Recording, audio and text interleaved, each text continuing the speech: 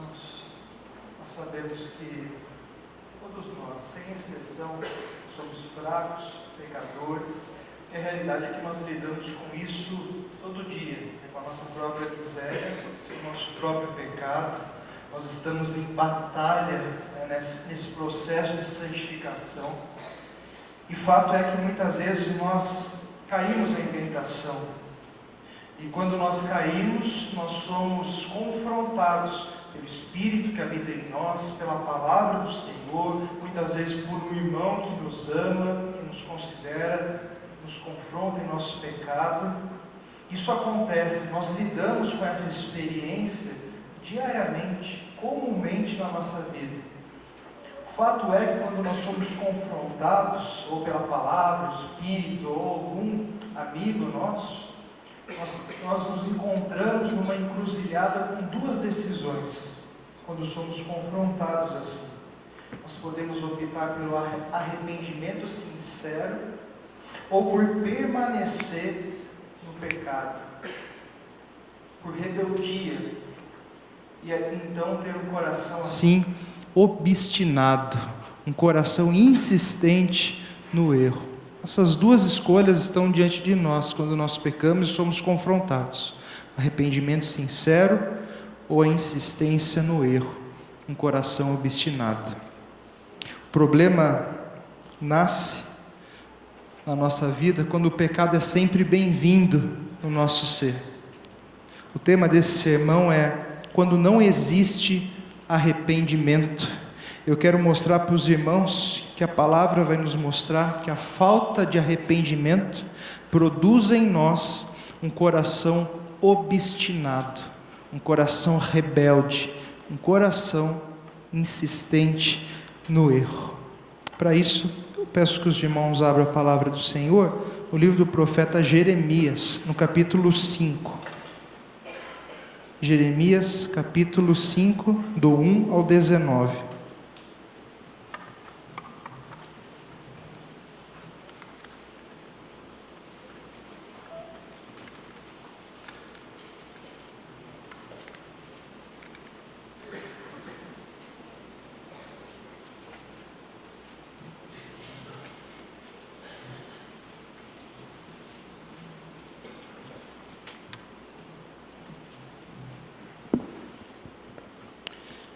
Jeremias 5, do 1 ao 19.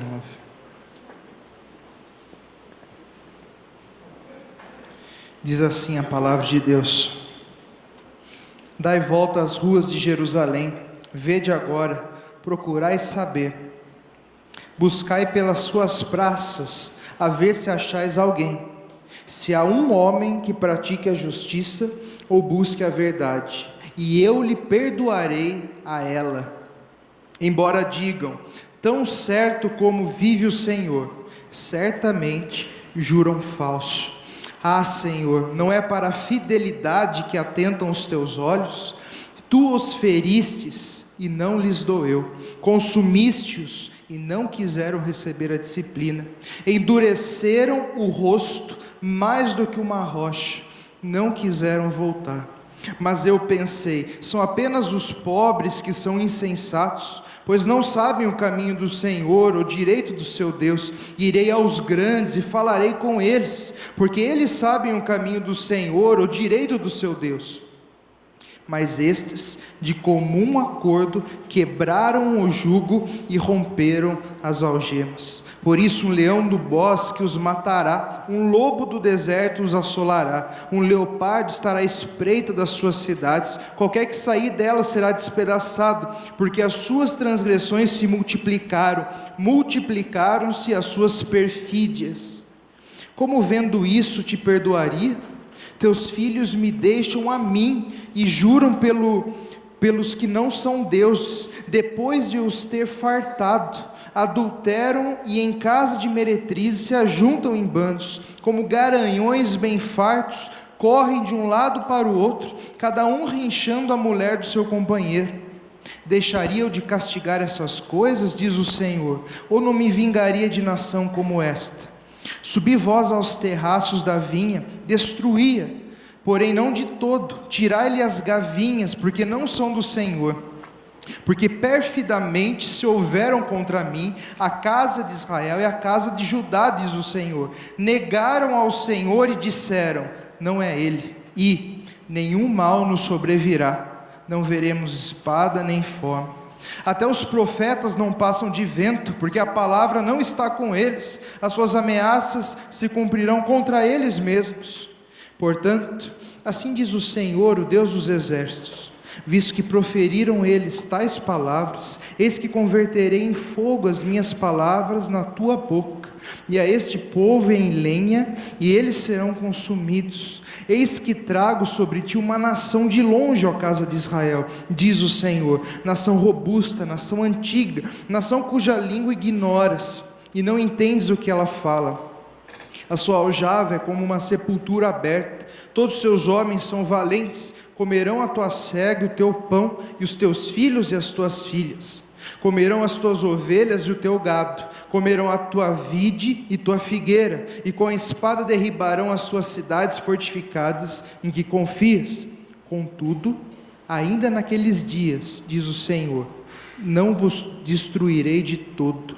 Quando disserem: por que nos fez o Senhor nosso Deus todas essas coisas? Então lhes responderás: como vós me deixastes e servistes a deuses estranhos na vossa terra, assim servireis a estrangeiros em terra que não é vossa. Vamos orar? Deus nosso Pai, nós queremos agradecer ao Senhor pelo privilégio que mais uma vez o Senhor nos dá, de estarmos reunidos em torno da Tua Palavra, Pai, para aprendermos do Senhor. Ó Deus, ensina o nosso coração, Pai. Nós somos duros muitas vezes, nós precisamos ser ensinados pelo Senhor, pelo Teu Espírito, que a Tua voz, ó Pai, manifesta através da Tua Palavra, do Teu agir em nós, possa realmente mostrar para nós os caminhos que precisam ser mudados, que por essa mesma graça o Senhor nos conceda a capacidade, ó Pai, para viver de forma reta, que honra o Teu nome. Tem misericórdia de nós, fala ao nosso coração, pois assim oramos no nome santo e precioso de Jesus. Amém. Irmãos, o profeta Jeremias, ele profetiza ao povo antes do exílio especificamente ali para a nação de Judá. Como os irmãos perceberam, o povo estava vivendo dias de dureza de coração. O tema é quando não existe arrependimento, e de fato era isso que estava acontecendo com o povo estava sendo um povo rebelde, um povo duro de coração, e Jeremias diz então aquilo que iria suceder com o povo, aquilo que iria acontecer, e justamente nós sabemos como a história continua. Ele está falando justamente do exílio, algo drástico que aconteceu no povo, mas para punir uma drástica situação em que se encontrava o povo do Senhor. Então o profeta teve o seu ministério durante essa época, e também dentro do exílio Jeremias também profetizou. Novamente, nós vamos ver que a falta de arrependimento produz um coração obstinado. Eu quero mostrar para os irmãos nesse texto as sérias consequências de um coração obstinado, de um coração insistente no erro. A primeira séria consequência de um coração obstinado está no versículo 1. É o mundanismo. Diz assim: dai volta às ruas de Jerusalém, vede agora, procurai saber, buscai pelas suas praças, e vê se achais alguém, se é um homem que pratique a justiça ou busque a verdade, e eu lhe perdoarei a ela. Interessante que a nação de todo estava corrompida. Você percebe com essas palavras que de fato a nação, de uma forma geral, estava com um coração duro contra o Senhor. É interessante quando nós lemos essa palavra, não sei você, mas quando eu li, logo me veio à mente Sodoma e Gomorra. O episódio onde o Senhor está ao lado de Abraão e os outros dois anjos caminham em direção a Sodoma e a Gomorra, e o anjo do Senhor, o próprio Cristo, está ali falando com Abraão, e Abraão diz: o Senhor destruirá o justo com o injusto, longe do Senhor fazer tal coisa. Se tiver pelo menos 50 justos naquela cidade, o Senhor não poupará a cidade? E o Senhor falou: se houver 50 justos, eu vou poupar a cidade. Por aí foi. Depois 45, 40, 30, 20, 10. Por 6 vezes Abraão insistiu e foi diminuindo para ver se encontrava algum justo naquela região, naquelas cidades. E não houve justos ali, nem 10 encontrados ali. De forma muito parecida ao relato aqui em Jeremias: buscai pelas praças, vejam na cidade se tiver alguém que busque a verdade, que faça justiça, e se achar, eu vou perdoar toda a cidade por causa deles.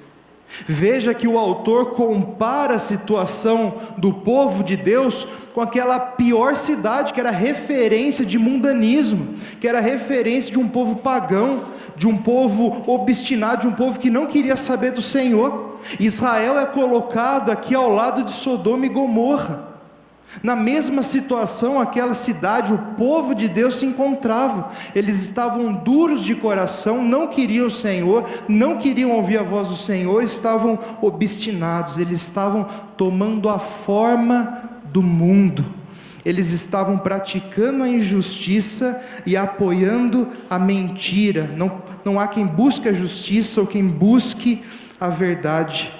A ideia é que se você apaga o espírito, se você vive no pecado, você vai se parecendo cada vez mais com o mundo. Se o pecado é bem-vindo na sua vida, se não há arrependimento no seu coração, ao invés de parecer com Jesus, você vai tomando cada vez mais a forma desse século, das ideologias, do príncipe desse mundo, que é o maligno. Era isso que estava acontecendo com o povo de Deus.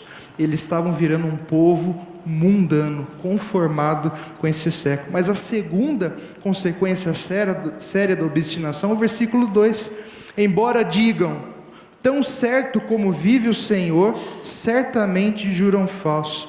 A segunda consequência da obstinação é a hipocrisia. Era um povo que tinha palavras religiosas, era um povo que sabia falar bonito, era um povo que jurava em nome do Senhor, mas o coração estava longe do Senhor. Se você decide fazer com que o pecado permaneça na sua vida, se você decide reter o pecado e viver o pecado e não abandoná-lo e manter os seus costumes religiosos, você vai ser uma pessoa hipócrita. Você vai ser uma pessoa que nós chamamos de duas caras. Você diz uma coisa, mas vive outra. O seu coração está em outro lugar. O seu coração é apegado ao pecado e você não quer abandoná-lo. Por isso que a hipocrisia é uma consequência de um coração rebelde que não há arrependimento. Porque você vai ter que lidar com essas duas coisas, né? Um pé na carne e outro pé em Deus. A gente sabe que isso não existe. Por isso que a hipocrisia é essa reação do obstinado. Jesus disse em Mateus 15, hipócritas, bem profetizou Isaías a vosso respeito, dizendo: esse povo honra-me com os lábios, mas o seu coração está longe de mim. É um estilo de vida baseado na mentira. Enquanto a boca diz uma coisa, enquanto as aparências mostram uma coisa, o coração na realidade está em outro lugar. Interessante que Isaías, do mesmo jeito, confronta o seu povo. Ele vai dizer assim, no capítulo 1, não continueis a trazer ofertas vãs, o incenso é para mim abominação, e também as festas da lua nova, os sábados, a convocação das congregações, não posso suportar iniquidade associado ao ajuntamento solene, as vossas festas de lua nova, as vossas solenidades, a minha alma as aborrece, me são pesadas, estou cansado de as sofrer.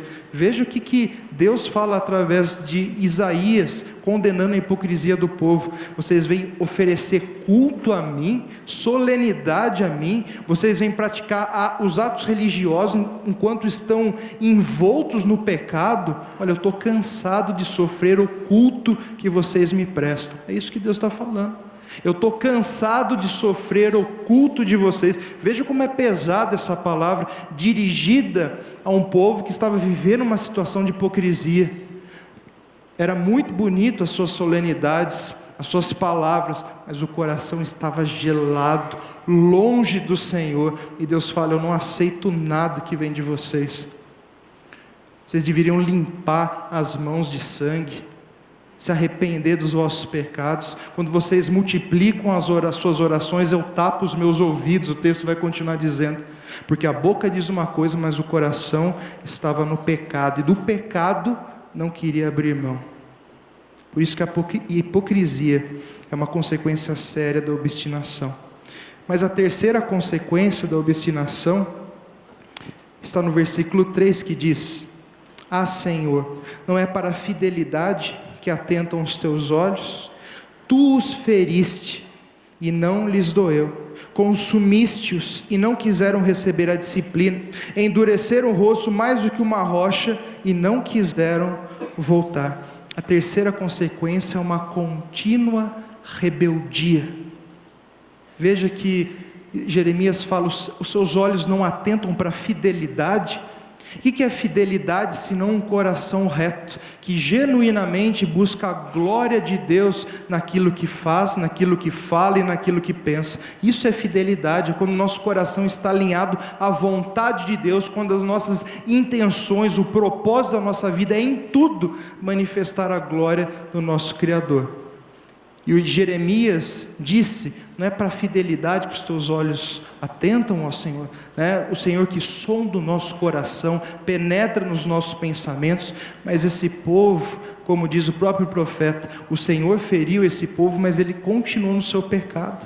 O Senhor o afligiu, mas ele permaneceu. Consumiste-o, mas não quiseram receber a disciplina, endureceram o rosto mais do que uma rocha. A obstinação leva a contínua rebeldia. É um abismo chamando outro abismo, como diz o salmista. Para você permanecer no seu pecado, você usa de outros pecados. Para você encobrir o seu pecado, para que ninguém veja e você se sinta protegido com o seu prazer, com o ídolo do seu coração, você cria mentiras, você usa de desonestidade, você cria artifício, você manipula as pessoas. Você descarta às vezes as pessoas, você é literalmente um abismo chamando outro abismo, uma contínua rebeldia para você permanecer no seu pecado. É isso que acontece quando não há arrependimento, é uma contínua rebeldia contra o Senhor. Como Jeremias vai dizer no versículo 23, esse povo é de coração rebelde e contumaz, rebelaram-se e foram-se. Provérbios 21, 29 vai dizer: o homem perverso mostra dureza no rosto, mas o reto considera o seu caminho. O perverso, quando você o confronta, você vê na sua face que ele está endurecendo o coração e que ele não quer arrependimento, mas o justo, ele pondera o seu caminho, ele olha para o seu caminho e o considera, que de fato ele pode estar errando, ele tem essa humildade para olhar para si próprio. A disciplina e a repreensão não desceram para o coração do povo. Deus confrontou esse povo. Nós sabemos como foi a história no deserto, como Deus confrontava sempre o seu povo, afligindo o povo, muitas vezes ferindo o povo, mas o povo permaneceu rebelde, e agora não foi diferente. Endureceram o rosto mais do que uma rocha. E o problema da contínua rebeldia de um coração obstinado é como uma pessoa que coloca a mão sobre o fogo. No começo dói, machuca, incomoda, mas conforme aquele fogo vai queimando a sua mão e atinge os nervos da sua mão, você para de sentir tanta dor. E o problema daquele que começa a insistir no erro, quando não há arrependimento, é que essa pessoa ela perde a sensibilidade natural para com o pecado, a estranheza que nós temos em nós com o pecado, a nossa consciência que nos acusa quando nós pecamos. A pessoa que insiste em pecar vai perdendo essas coisas, e o pecado passa a ser algo habitual, natural, e não mais algo escandaloso, não mais algo horripilante, mas passa a se tornar algo comum no curso da vida dessa pessoa. E de fato foi isso que aconteceu no meio do povo. Provérbios 28 diz: o que encobre as suas transgressões jamais prosperará, mas o que a confessa e deixa alcançará misericórdia. A quarta consequência da obstinação, versículo 4 e 5, o profeta Jeremias vai dizer: eu acho que são os pobres que não conhecem a palavra do Senhor, e essa expressão pobre é uma expressão que está relacionada às pessoas simples, que não tinha tanto acesso à palavra, não tinha tanto acesso ao conhecimento. Então Jeremias vai falar: eu acho que são essas pessoas que não estão temendo ao Senhor. Vou ver se pelo menos os grandes, os líderes do povo, aquelas pessoas que deveriam ter mais conhecimento da palavra, e por ter mais conhecimento, mais temor, eu vou ver como eles estão. E qual é a conclusão de Jeremias no final do 5? Mas estes, de comum acordo, quebraram o jugo e romperam as suas algemas. A quarta consequência é uma contaminação acentuada. Ela vai espalhando para as pessoas. Um coração obstinado vai contaminando as pessoas que estão em volta. Eles, de comum acordo, quebraram o jugo, ou seja, eles se uniram para sair debaixo do jugo do Senhor. Eles somaram força, os líderes que deveriam ser modelo para o povo, eles somaram força para sair da autoridade do Senhor e para seguir pelos caminhos do seu coração. É isso que o profeta disse. Aqueles que deveriam ser modelo estavam agora se rebelando. O profeta Miqueias vai dizer no capítulo 2: ai daqueles que no seu leito imaginam a iniquidade e maquinam o mal, a luz da alvo praticam, porque o poder está nas suas mãos. Ele está falando daqueles que maquinam. O texto fala: em comum acordo se rebelaram, ou seja, houve um planejamento para o mal, houve uma maquinação perversa, houve um complô para fazerem aquilo que desagrada ao Senhor. A mesma coisa que Miqueias condena, com aqueles que têm poder sobre o povo, se uniram para, se rebelarem contra o Senhor. De fato, o que estava acontecendo em Israel era uma acentuada contaminação do pecado e da obstinação. E a quinta consequência da obstinação que nós vemos no texto, versículos 7 e 8, que diz: como vendo isto te perdoaria, teus filhos me deixam a mim, e juram pelos que não são deuses, depois de os ter fartado, adulteram em casa de meretrizes, se ajuntam em bandos, como gariões bem fartos, correm de um lado para o outro, cada um rinchando a mulher do seu companheiro. A quinta consequência é a cobiça. Veja que Deus havia fartado o seu povo, Deus havia introduzido o povo numa terra prometida, Deus havia saciado muitas coisas do povo, suprido muitas necessidades do povo. Em primeiro lugar, a maior necessidade, que era a necessidade do próprio Deus, e mesmo assim o texto diz: depois de os ter fartado, adulteraram em casa de meretrizes, ou seja, os seus olhos quiseram mais prazeres que estavam longe do próprio Deus. Os seus olhos cobiçaram mais coisas, não se contentaram com as coisas que Deus tinha dado para eles, antes se voltaram para outros deuses, como diz o texto. Um coração que cobiça cada vez mais, um coração que, como diz Tiago no capítulo 1 da sua epístola, ao contrário, cada um é tentado pela sua própria cobiça, quando essa atrai e seduz. Então a cobiça, depois de haver concebido, dá luz ao pecado. O pecado, uma vez consumado, gera a morte. Essa cobiça que foi tomando conta do coração do povo e levou o povo a desejar mais daquilo que o Senhor tinha dado. É como, talvez muitas vezes, com a nossa vida. Deus nos dá uma quantidade, podemos usar aqui o exemplo do dinheiro. Deus nos dá na medida certa, no tempo certo, da maneira correta, e muitas vezes as pessoas querem mais, e por desejarem mais, por um coração cobiçoso, acabam planejando, maquinando o mal e caindo em muitas ciladas. Assim era o povo em todas as áreas, na área moral, nos seus prazeres como um todo. Eles queriam mais, eles não estavam satisfeitos no Senhor. Um coração obstinado, ele quer cada vez mais prazeres, ele vai se afogando na sua própria carne. O profeta Jeremias já havia dito no capítulo 2: passem pelas terras de Chipre, olhem à sua volta e vejam se houve alguma nação que trocasse os seus deuses por outra coisa, visto que nem eram deuses, mas o meu povo trocou a sua glória por aquilo que é de nenhum proveito.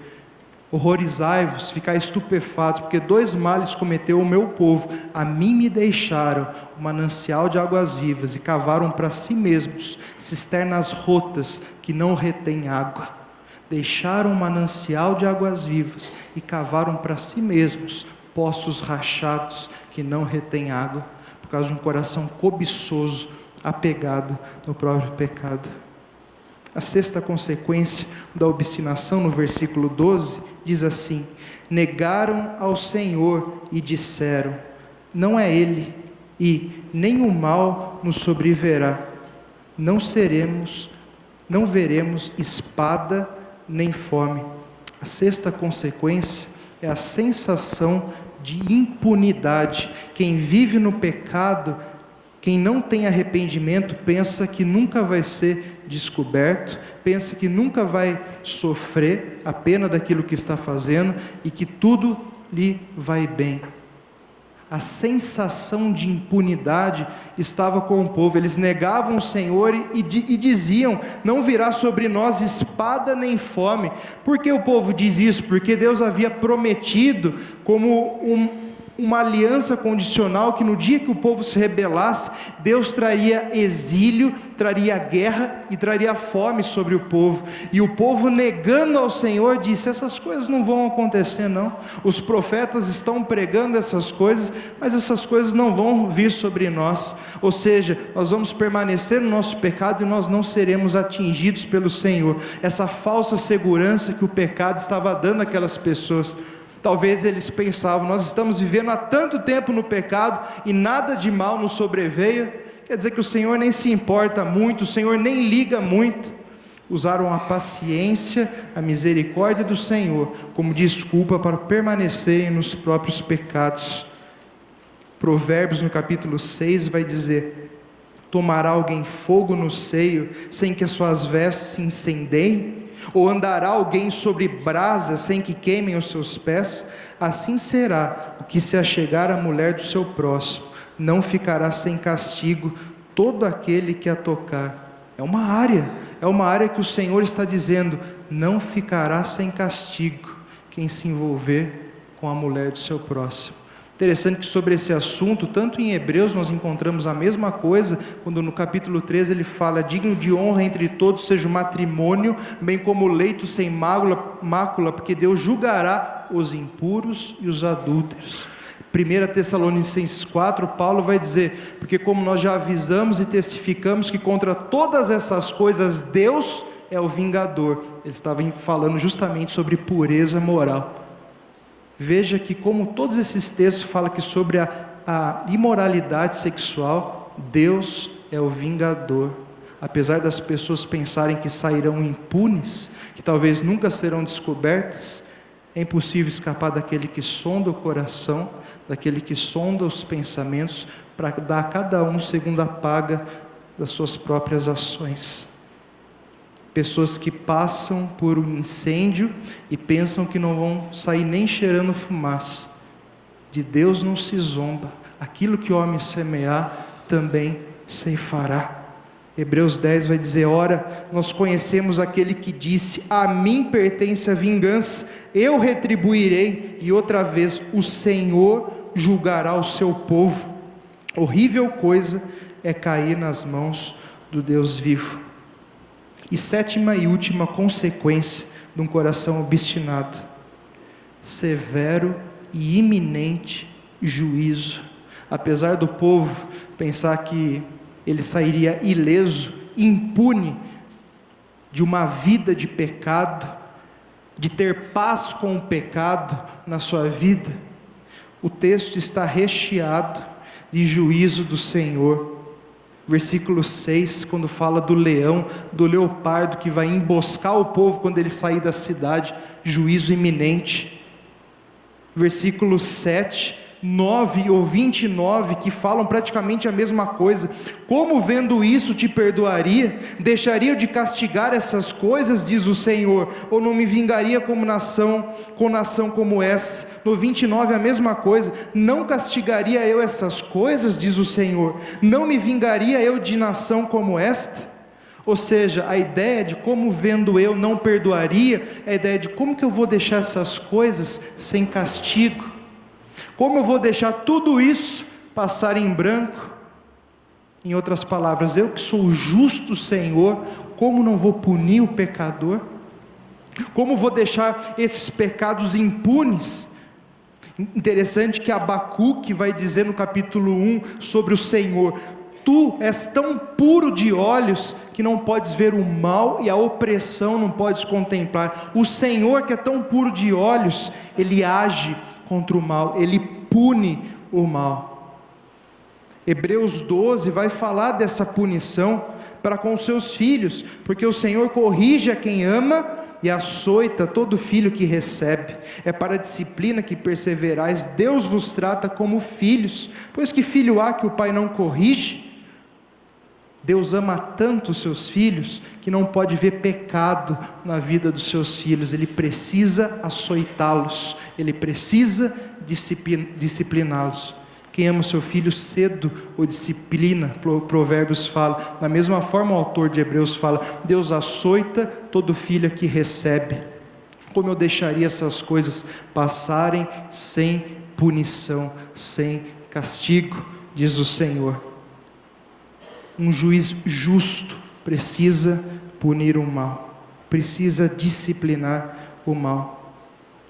Versículo 10 vai falar, e finalmente no versículo 14 ao 17, o profeta Jeremias vai profetizar sobre uma nação que iria escravizar o povo, iria destruir as suas plantações, os seus animais, os filhos e as filhas do povo. Uma nação que ia levar a nação de Judá, o povo do Senhor, em cativeiro. Ou seja, o juízo do Senhor seria exílio, guerra e fome, como ele mesmo profetizou, uma cicatriz permanente no coração do povo. Se o texto acabasse até aqui, certamente o povo sairia sem esperança.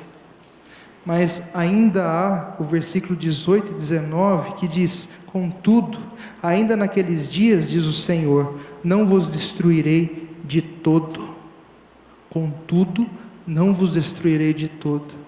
A mão do Senhor pesaria fortemente no seu povo. De certa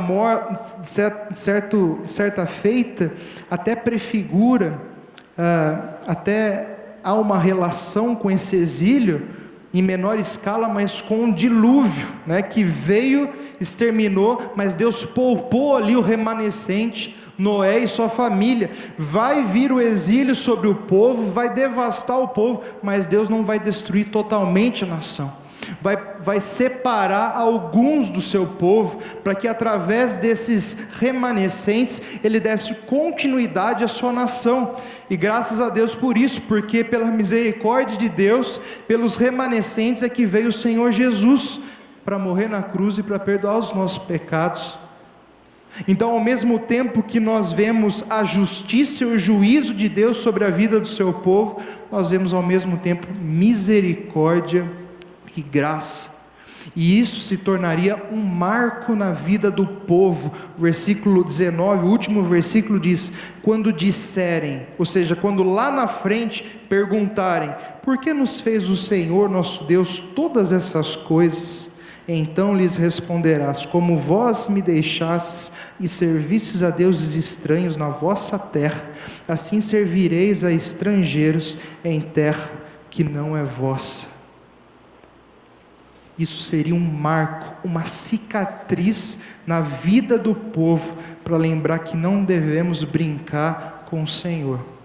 Deus é misericórdia, Deus perdoa o nosso pecado, glória a Deus por isso. Nós vemos na Bíblia do começo ao fim que nosso Deus é um Deus que não se cansa dos nossos recomeços, mas isso não é motivo para nós brincarmos com o pecado, porque o pecado deixa consequências permanentes na nossa vida, e quanto mais tempo nós permanecemos sobre o pecado, mais sérias, mais aparentes e mais profundas serão essas cicatrizes e essas consequências, que vão nos acompanhar por toda a nossa vida, da mesma forma que o exílio foi um golpe no coração da nação de Israel, se tornou um memorial de justiça, de juízo, de castigo sobre o povo, mas também da sua grande misericórdia para com seu povo, uma misericórdia incondicional. Então, se hoje, querido, você se encontra nessa situação em que você tem feito as pazes com o pecado sobre a sua vida, que o pecado tem sido bem-vindo na sua vida, e você pensa: eu vou sair ileso, até aqui nada aconteceu, nada vai acontecer. Cuidado, de Deus não se zomba. Aquele que penetra o coração, que sonda os pensamentos, está vendo. A palavra diz que aquele que rejeita a disciplina, o juízo vem de forma iminente na sua vida, será quebrantado, sem que haja cura. Aquele que resiste, pode ser de repente quebrantado, e nós não sabemos a consequência que o nosso pecado vai trazer sobre a nossa vida. Por isso, a cura é, Tiago 4, chegai-vos a Deus, e Ele chegará a vós outros. Purificai as mãos, pecadores, e vós que sois de ânimo dobre, limpai o coração, afligi-vos, lamentai e chorai. Converte-se o vosso riso em pranto, a vossa alegria em tristeza. Humilhai-vos na presença do Senhor, e Ele vos exaltará. Amém? Que nosso coração esteja alicerçado na graça, na bondade do Senhor.